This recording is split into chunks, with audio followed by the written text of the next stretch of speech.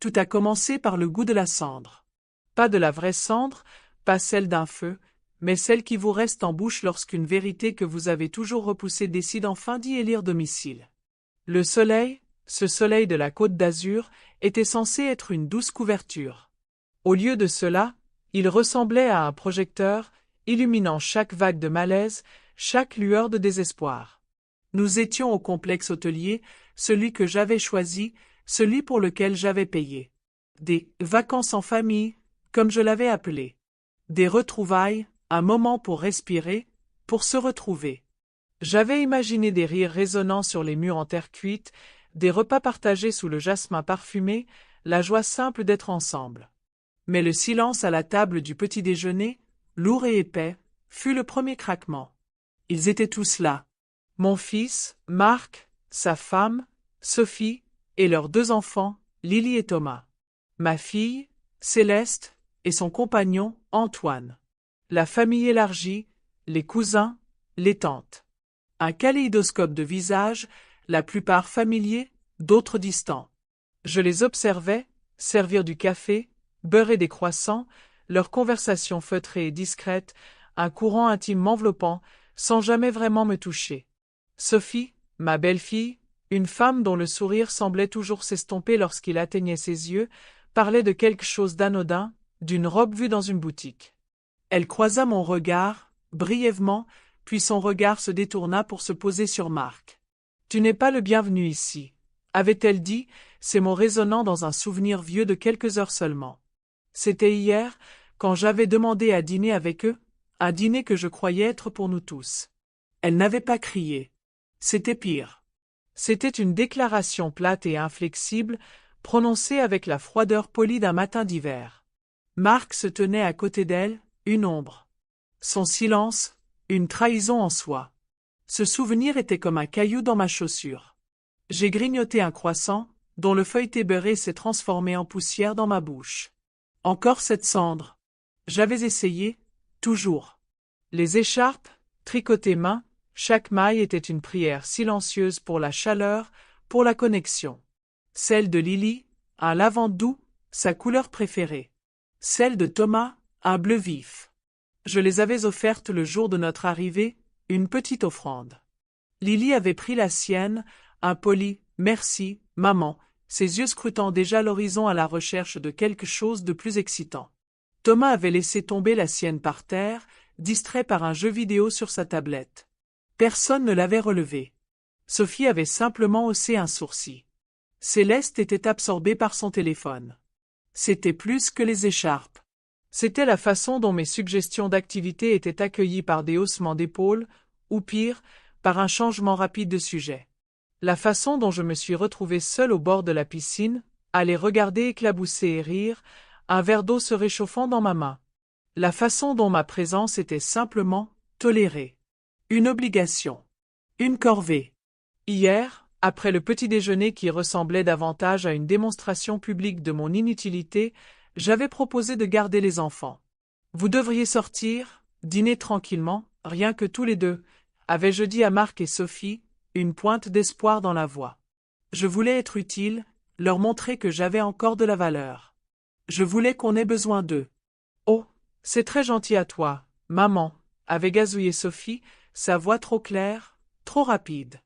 On en parlait justement. Lily et Thomas peuvent être tellement pénibles, n'est-ce pas? Pouvoir. Le mot me faisait l'effet d'une petite coupure. Mes petits-enfants, ma joie. J'en avais élevé 2.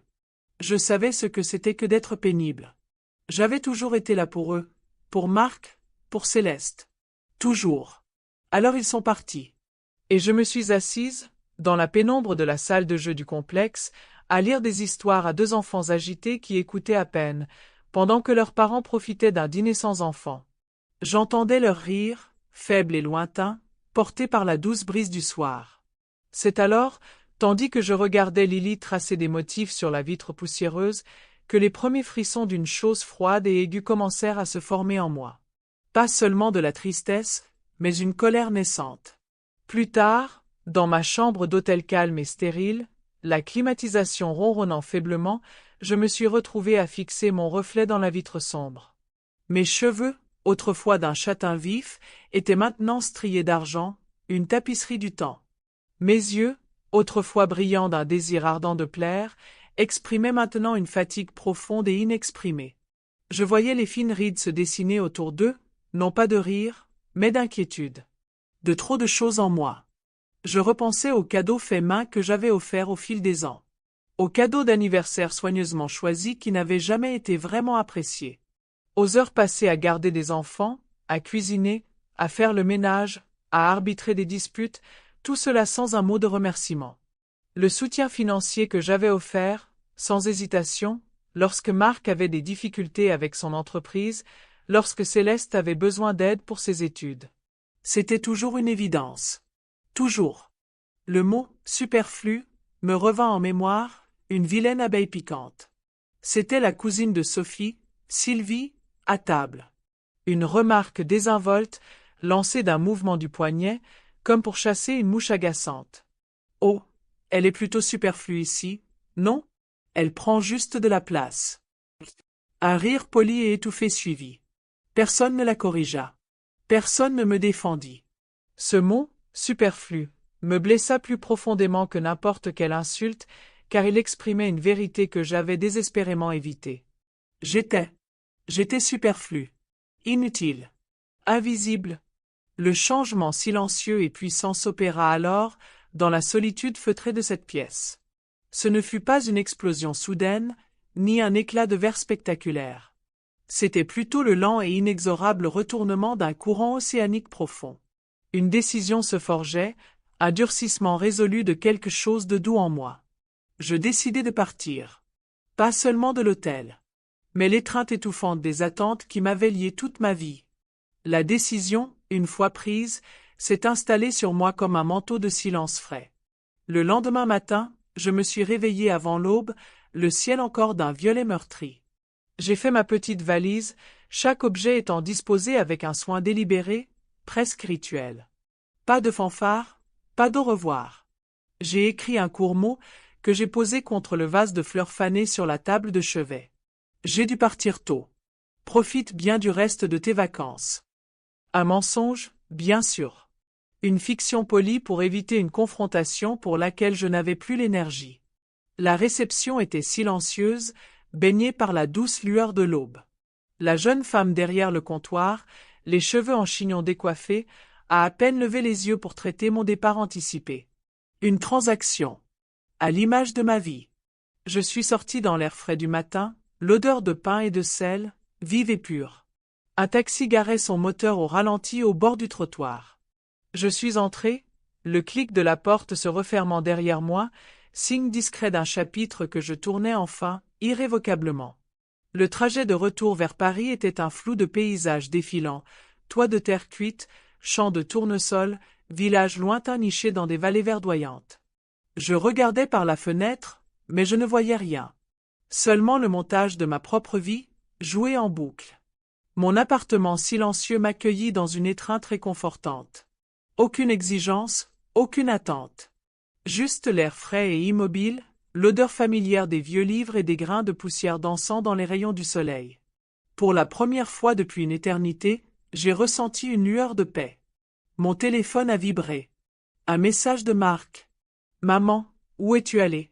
On est inquiet. » Inquiet? L'ironie avait un goût amer. Un autre bourdonnement. « Sophie. C'était impoli de partir comme ça. On avait des projets. » Des projets qui ne m'incluaient pas. « Céleste. Ça va?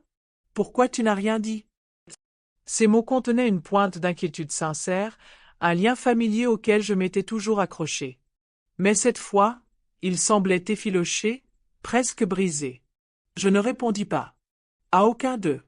Le téléphone continuait ses demandes insistantes, une symphonie de leurs blessures perçues. Je regardais l'écran s'illuminer, une rébellion silencieuse et provocante se déployant en moi. Puis, d'un mouvement lent et délibéré, je supprimai les messages. Chaque tapotement du doigt était un petit acte de reconquête. Le téléphone sonna. Marc. Je le regardai sonner, son nom s'afficha sur l'écran. Je le laissai sonner. Puis je bloquai son numéro. Et celui de Sophie. Et puis, avec une résolution hésitante mais ferme, celui de Céleste aussi.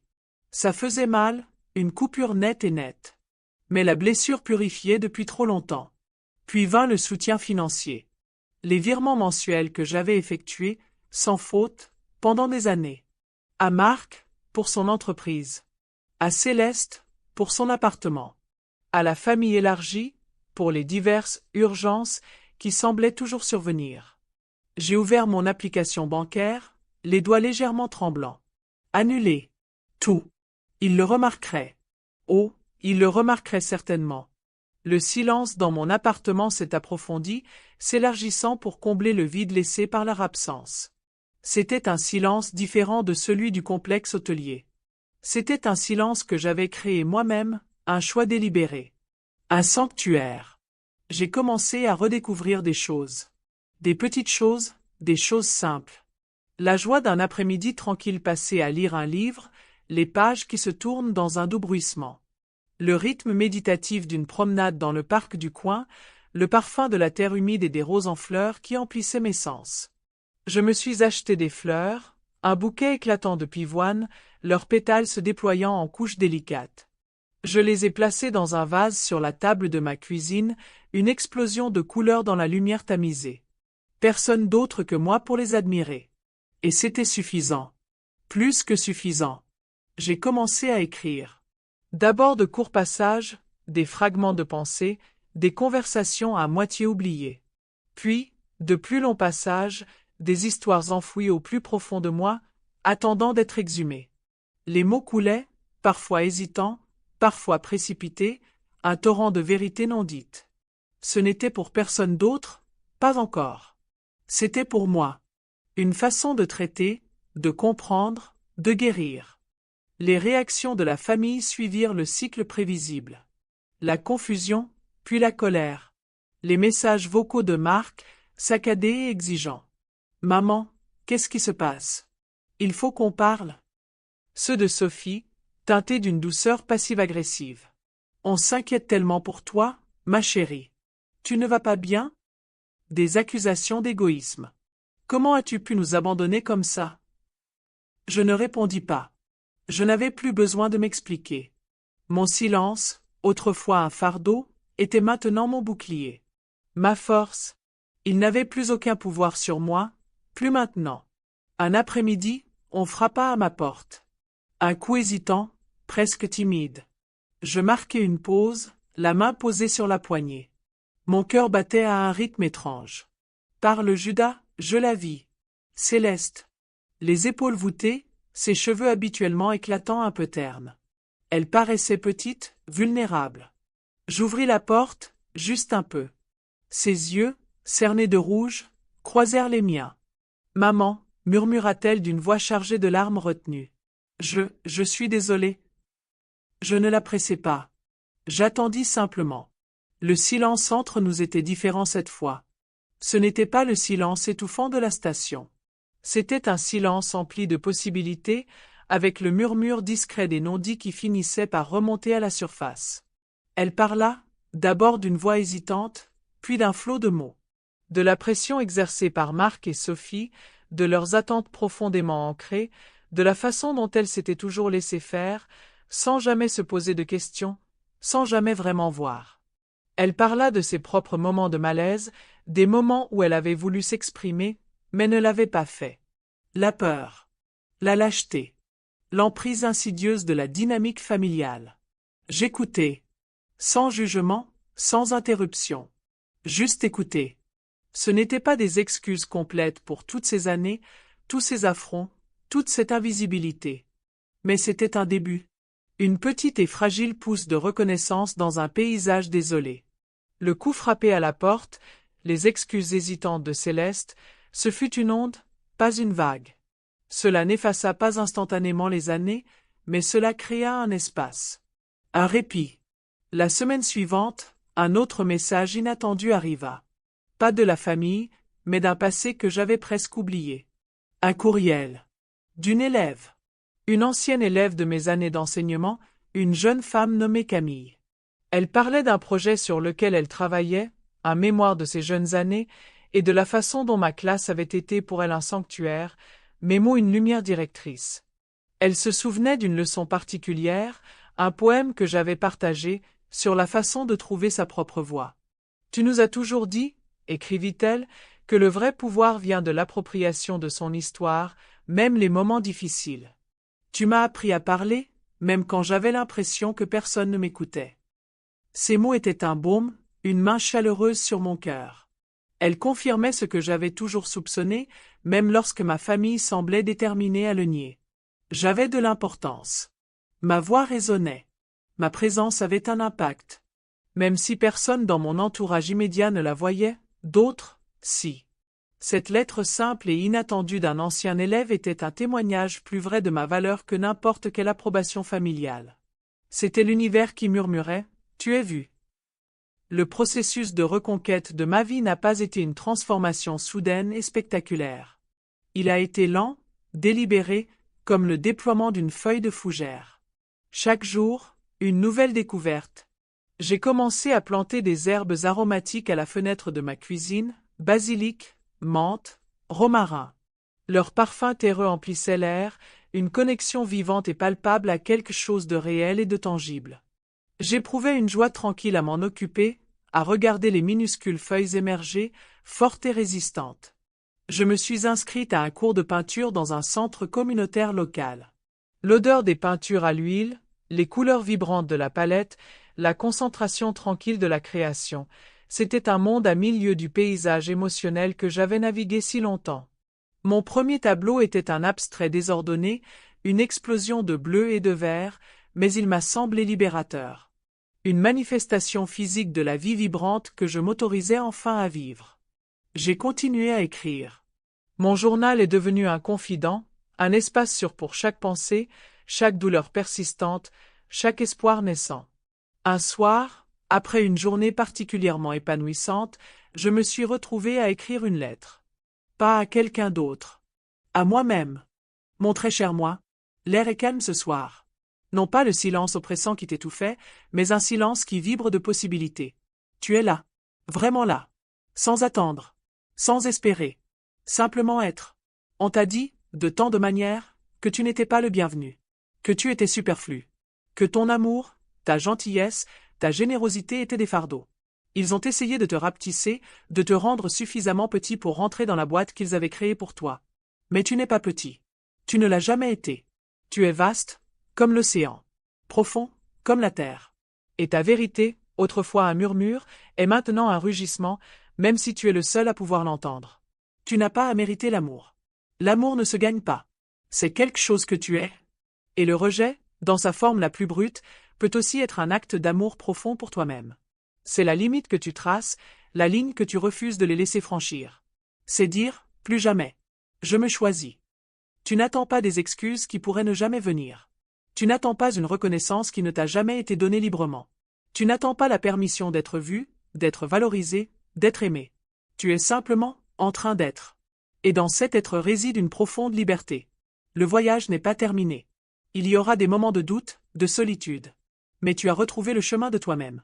Et cela, ma chère, est le plus beau des retours à la maison. Avec une force tranquille et un amour infini. Toi. J'ai plié la lettre avec soin et l'ai glissée au dos de mon journal. Les mots résonnaient, un nouvel hymne dans ma vie tranquille. Je n'attendais plus. Je n'espérais plus. Je vivais, tout simplement. Et en cela, au rythme doux de l'existence que j'avais choisi, j'ai trouvé une liberté tranquille et puissante. Le goût amer de la cendre avait disparu, remplacé par le doux parfum terreux des herbes en fleurs et le bourdonnement vibrant d'une vie enfin, vraiment, mienne.